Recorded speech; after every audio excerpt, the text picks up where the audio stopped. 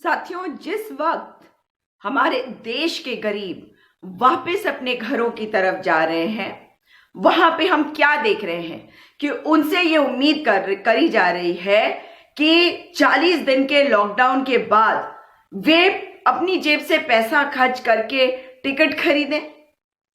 उनसे कोई भी किराया क्यों लिया जा रहा है ये समझ में नहीं आया। लेकिन ये जरूर है कि इस वक्त कांग्रेस पार्टी का जो वक्तव्य आया है, जो श्रीमती सोनिया गांधी कांग्रेस पार्टी की अध्यक्षा ने कहा है कि जितने भी गरीब लोग घर की तरफ जा रहे हैं उनके टिकट के पैसे कांग्रेस पार्टी देगी, ये एक अच्छा डिसीजन है। इसके अलावा मैं जानना चाहती हूं, प्रधानमंत्री जी कह रहे थे कि अपने आसपास के गरीबों को खाना खिला दो। आपने आसपास के गरीबों को खाना खिला दो। अगर हम ही रह गए हैं लोगों की देखभाल भी करने के लिए, तो आपको क्यों चुना गया है भाई? आपको पीएम केयर्स की बातें आप करते हैं। PM cares, do you really care? अगर आप प्रधानमंत्री इतना ही केयर करते, इतना ही चिंता करते अपने लोगों के लिए, तो क्या ये सुनिश्चित न करते कि जो लोग घर जा रहे हैं, जिनके लिए गाड़ियों का इंतजाम किया गया है, ट्रेन्स का इंतजाम किया गया है, उनको किराया न देना पड़ता? परंतु नहीं, उन्होंने तो कह दिया कि पीएम केयर्स फंड में आप पैसा डालिए। ये पैसा कहां जा रहा है? ये पैसा किसके लिए है? अगर कोविड-19 की इस लड़ाई में हम अपने गरीबों का साथ नहीं दे सकते, तो ऐसे पैसे का क्या फायदा है? ऐसे फंड का क्या फायदा है? ये फंड आपने ऐसा बना लिया है जिसमें कोई पारदर्शिता नहीं है, जिसके बारे में आप किसी को बताना भी नहीं चाहते, और आप चाहते हैं कि देश की जनता जो है वो चुपचाप मुंह बाए खड़ी रहे और आप वो करे जो आप चाहते हैं। तो प्रधानमंत्री जी, ऐसा नहीं होने वाला। जो मेरे देश के गरीब लोग हैं, जितनी गरीब बहनें हैं, जितने गरीब भाई हैं, इनके बारे में सोचिए और इनका किराया जो है कम से कम वो आप मत लीजिए। राज्य सरकार क्यों वहन करे भाई? आप पीएम केयर्स फंड चलाते हैं, आप ये कहते हैं कि जो सीएम फंड में भी पैसा डालेगा वो सीएसआर में नहीं गिना जाएगा। जो पैसा पीएम केयर्स फंड में आएगा केवल वो गिना जाएगा सीएसआर के तहत, उन्हें मिलेगी टैक्स की रिबेट। तो ये सब कहां का न्याय है? ये देश लोकतंत्र है, लोकतंत्र चला रहे हैं आप। आपको चुना गया है एक लोकतांत्रिक देश का प्रधानमंत्री, आप तानाशाही कर रहे हैं। क्या करना चाह रहे हैं आप? क्या ये आवश्यक नहीं है कि इस वक्त हमारे देश के जितने गरीब हैं उनसे किराया ना वसूला जाए, उनका किराया जो है आप दे भाई? तो क्या ये आवश्यक नहीं है कि जिस समय कई राज्यों के मुख्यमंत्री ये कह रहे हैं कि उनके पास पैसों की कमी है, वे कह रहे हैं कि उनके पास पैसा जो है जीएसटी का केंद्र ने अभी रिलीज नहीं किया है और उनके पास तनख्वाह देने के पैसे नहीं है, ये बात दिल्ली के मुख्यमंत्री अरविंद केजरीवाल कह रहे हैं, ये पंजाब के मुख्यमंत्री अमरिंदर सिंह कह रहे हैं, और सभी को ये दिक्कत है। तो क्या ये आवश्यक नहीं है कि केंद्र सरकार अपनी जिम्मेदारी को सही तरीके से समझे और कम से कम गरीबों के लिए, ये कल्याणकारी राज्य है, ये कल्याणकारी राज्य है, कल्याणकारी राज्य में गरीबों के लिए सुशासन होना चाहिए, शासन ही दे दीजिए। आपने सुशासन वाली बातें करी, इसलिए मैंने ये शब्द का इस्तेमाल किया, परंतु ये आवश्यक है कि हम गरीबों से पैसा ना ले। इस वक्त ना उनके पास काम धंधा कुछ भी नहीं होगा, वे अपने घरों की तरफ जा रहे हैं। हर बार जब घर जाते होंगे तो सामान लेके जाते होंगे ना अपने परिवार वालों के लिए, अब की बार तो वो भी नहीं कर पा रहे। तो कम से कम आप तो अपना जो कर्तव्य है उसको निभाएं।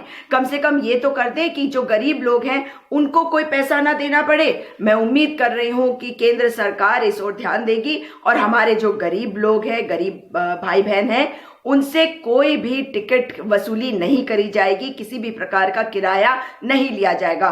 कुछ राज्यों ने कहा है, जैसे कि नीतीश कुमार जी ने कहा है, उन्होंने कहा है कि जो पैसा है वो देंगे, राज्य सरकार जो है वो देगी उन गरीब लोगों को जो वापस आएंगे। परंतु केवल देना भर काफी नहीं है। अगर लोग आ रहे हैं तो ट्रेन पे चढ़ेंगे कैसे अगर उनके पास पैसा ही नहीं होगा? तो सरकार को अपनी जिम्मेदारी दिखाने की जरूरत है। कल्याणकारी राज्य होने के नाते हम कल्याणकारी होना भी दिखाएं, और दिखाएं संवेदनशीलता, दिखाएं कि हम अपने गरीबों के लिए कितना सोचते हैं, उनका ख्याल करते हैं, और इस समय में, इस मुश्किल की घड़ी में कम से कम उनसे किराया ना वसूला जाए।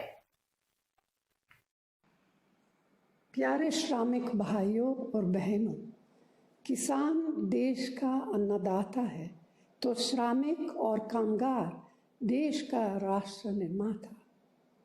हर देशवासी को असीम दर्द हुआ जब हजारों श्रमिक भाइयों और बहनों को सैकड़ों किलोमीटर भूखे प्यासे मजबूरी में पैदल घर वापस जाते देखा।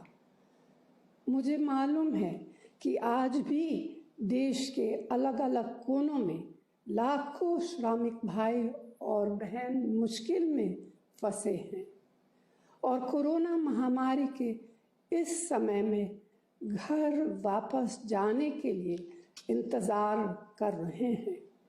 साधन और पैसा तो दूर की बात है, पूरे राशन तक की व्यवस्था नहीं और न ही लॉकडाउन की इस घड़ी में काम का कोई इंतज़ाम।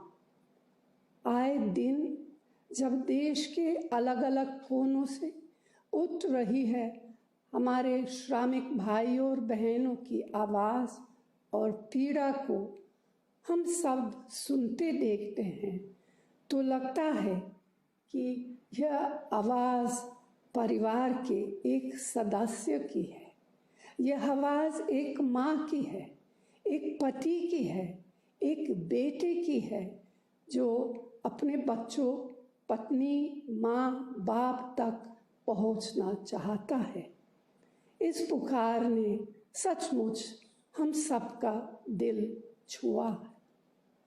मुझे और हर साथी को यह देखकर और भी पीड़ा होती है कि संकट की इस घड़ी में भारत सरकार और रेल मंत्रालय घर वापस लौटने के लिए रेल यात्रा का किराया और स्पेशल चार्ज वसूल रहे हैं।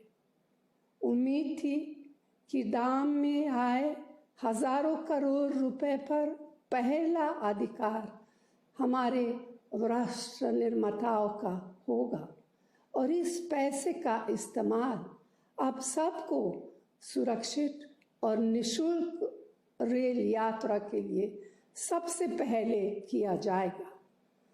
पीड़ा यह भी है कि ऐसा हुआ नहीं।